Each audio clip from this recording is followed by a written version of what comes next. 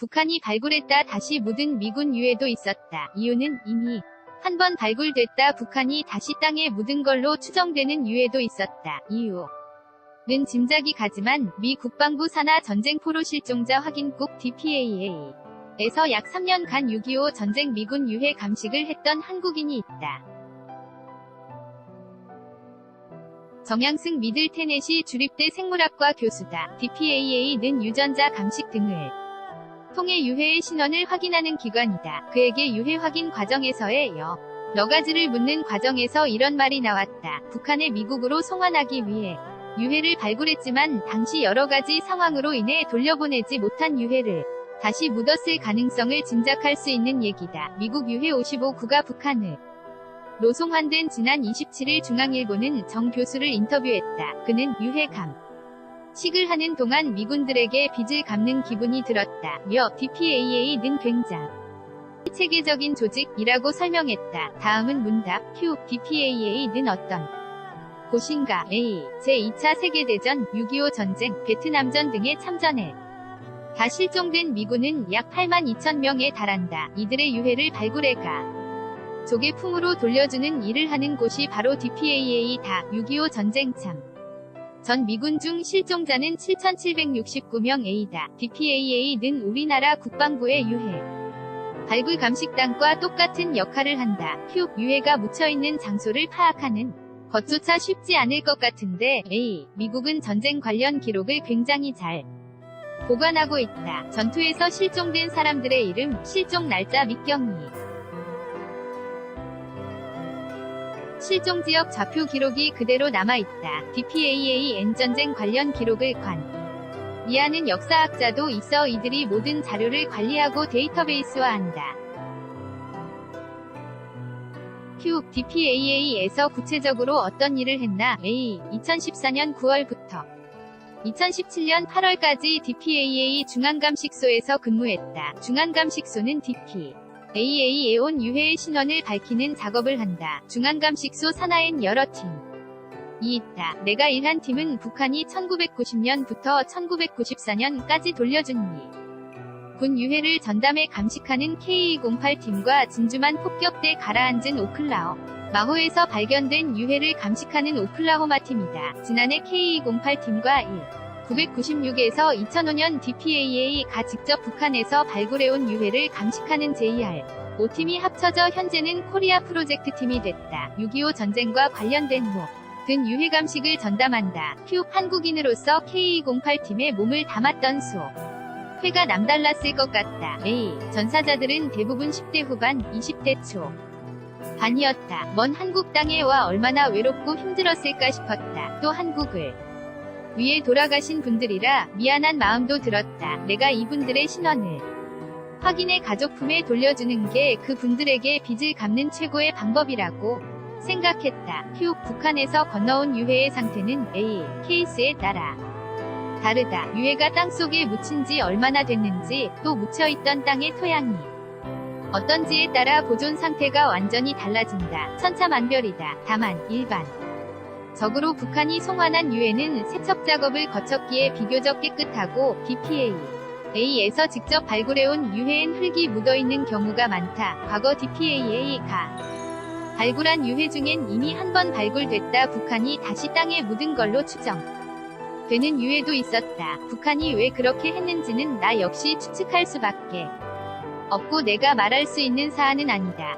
과거 북한이 보낸 유해엔 동물뼈도 있었다는데 A. 북한이 일부러 보낸 건 아니다. 발굴하다 보면 동물뼈, 돌, 나무 뿌리 등도 함께 나오는데 그 현장에선 무엇이니 군 유해인지 알 수가 없으니 함께 보낸 거다.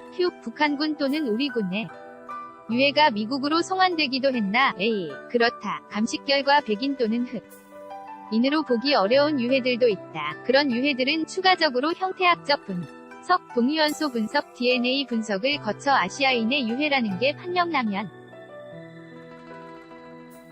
국방부 유해발굴 감식단에게 정보를 보내 이 유해의 DNA와 일치하는 가족의 DNA가 있는지 확인한다. DPAA에서 감식한 한국인 유해를 실제로 한국으로 보낸 적도 있나? A. 있다. 지난 2016년 한국군 으로 추정되는 유해 20여 구를 한국으로 보냈고 일부는 유가족을 찾았다.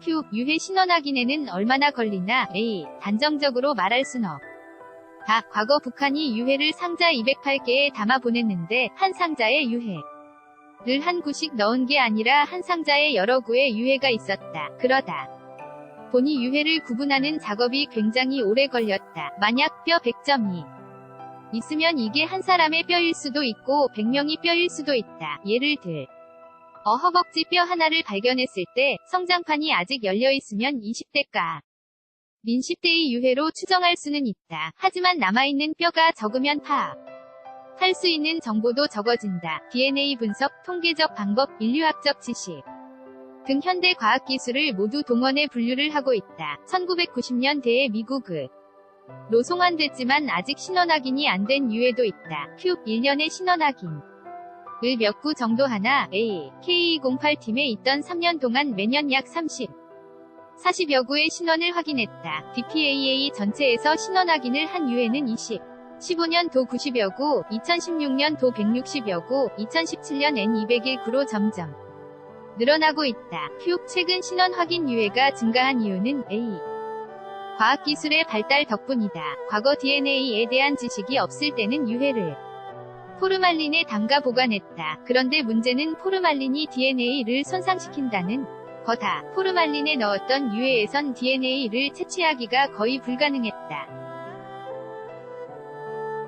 그런데 최근 차세대형 기서열 분석 NGS 기술이 발전해 이런 유해에서도 DNA 채취를 할 수 있게 됐다. 또 K208팀은 6.25 전사자 가족 약 92%의 DNA 샘플을 보유하고 있다. 기술 발전과 데이터 축적으로 인해 과거보다 신원 확인이 수월해지고 있다. Q. 지난 북미 정상회담에서 트럼프 대통령이 유해 송환 얘기를 꺼냈을 때 기분은 A. 드디어 올 것이 왔구나 생각했다. 일반인들은 이번 유해 송환이 급작스럽게 이뤄졌다고 볼 수도 있다. 하지만 전혀 아니다. 지난 2016년 북한과 교류가 없었을 때도 DPAA 관계자들은 북한에 어떻게 들어가 유해 발굴을 할지, 만약 북한이 유해 송환 제안을 한다면 어떻게 반응할지, 어떻게 송환할지를 논의했다. 사실 그때는 유해를 송환할 분위기가 전혀 아니라 속으로 이런 논의를 할 필요가 있나 싶었다. 그런데 그게 지금 현실이 다 DPAA라는 조직의 준비성에 다시 한번 놀랐다. Q. DPAA가 유해 송환 협상 과정에서도 적극적인 역할을 했다고 하는데 A. DPAA 중앙감식소 디렉터인 존 버드 박사는 이미 1990년대에 여러 차례 북한에 가서 유해 발굴을 했고 북한 당국과도 교류했다. DPAA 관계자들은 유해 전문가들이라 유해 송환 관련 협상은 당연히 DPAA와 해야 한다고 본다. Q. DPAA가 협상 테이블에서 어떤 말을 했을까? A. DPAA 입장에서 유해 송환은 일회성 이벤트가 아니다. DPAA는 아직 북한의 군 유해 5천여 구가 묻혀있다고 추산하고 있다. 그래서 이번 유해 송환의 규모와 방법뿐 아니라 앞으로 DPAA가 북한에 어떻게 들어갈 수 있을지, 간다면 어떤 장비를 가지고 몇 명이 갈지 등 굉장히 구체적인 계획을 이야기했을 거다. Q. 앞으로 북한 내 미군 유해 발굴과 송환이 잘 될 것으로 보나? A. 그렇다. 긍정적으로 생각한다. DPAA는 이미 북한에서 유해 발굴을 했던 경험이 있고 북한도 송환했던 경험이 있기 때문에 유해 발굴 및 송환을 마다할 이유가 없다고 본다. 다만 시간이 문제다. 이미 유가족들이 많이 돌아가셨다. DPAA에서 일할 때 내가 신원 확인을 한 전사자의 조카가 DPAA를 방문했다. 유해를 돌려주자 그 유해를 끌어안고 입맞추는 장면을 봤다. 아직도 그 장면이 기억에 남는다. 모든 유해가 가족의 품으로 빨리 인도되길 바랄 뿐이다. 김지아 기자 김.J. IA _JONGANG.co